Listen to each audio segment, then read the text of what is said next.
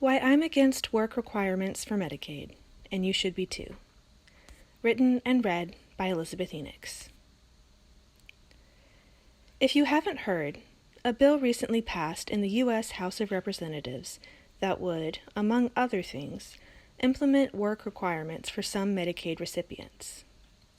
If the bill passes in the U.S. Senate, able-bodied adult Americans without dependents will be required to report 80 hours of work, education, or service each month to receive Medicaid.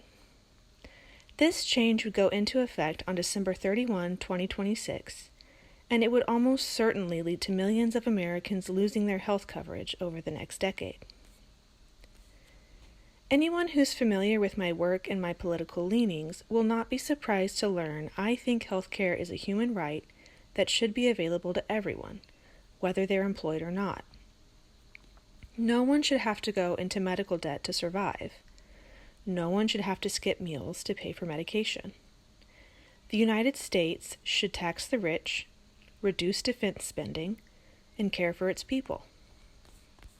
What might be news to those reading or listening to this, however, is why I'm against work requirements for Medicaid from a personal perspective. Currently, I'm recuperating from working 2 jobs for most of the 2024-2025 school year. I worked nearly 60 hours each week while also commuting to another town, prioritizing family time, caring for pets, publishing my writing weekly on Liz's Substack, and performing all the essential duties, chores, and errands of keeping a home and maintaining a human body. Most nights, I consider myself lucky if I got 5 hours of sleep. Often, I only got 4.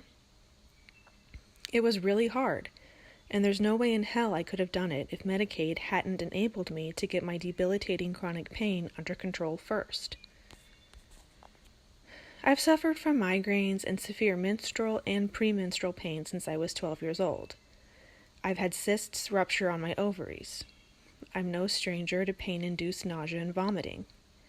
But like so many women who seek treatment, my pain was minimized by doctors. In fact, medical gaslighting made me feel like I couldn't even call my condition chronic pain until my sister referred to it as such when I was in my late 20s. Around that same time, staying high and taking NSAIDs to dull my pain stopped being an option, so working full-time stopped being an option.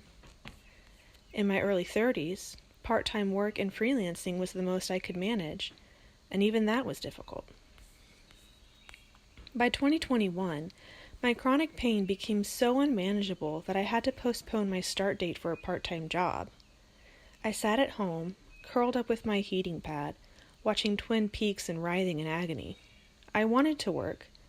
I was excited to start my new job, but all I could do was postpone and endure. In 2022, I started taking a medication that worked wonders for my mental health and alleviated my pain somewhat. But it wasn't until last summer, thanks to Medicaid and some wonderful doctors, that I finally found swift, significant, lasting pain relief.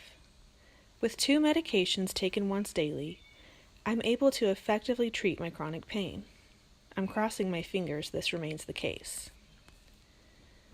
My health insurance is provided by my employer now, but if my access to Medicaid had depended on reporting 80 hours of work per month, I might still be living a life controlled by chronic pain.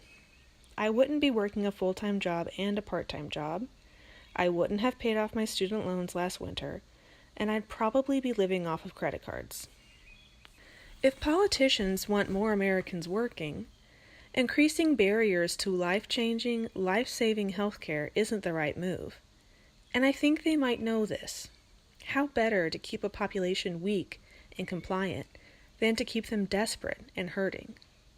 You can't sustain a second Gilded Age without a suffering working class, after all. Other than calling and writing my representatives, I don't know what to do about this big, horrible bill other than writing about how awful it is. I can only hope it doesn't pass in the Senate. If it does pass, I can only hope my chronic pain stays manageable long enough for me to get ahead financially. With any luck, the meds will keep working. I'll keep working. and the day will come when I can afford to help some of the Americans my government won't.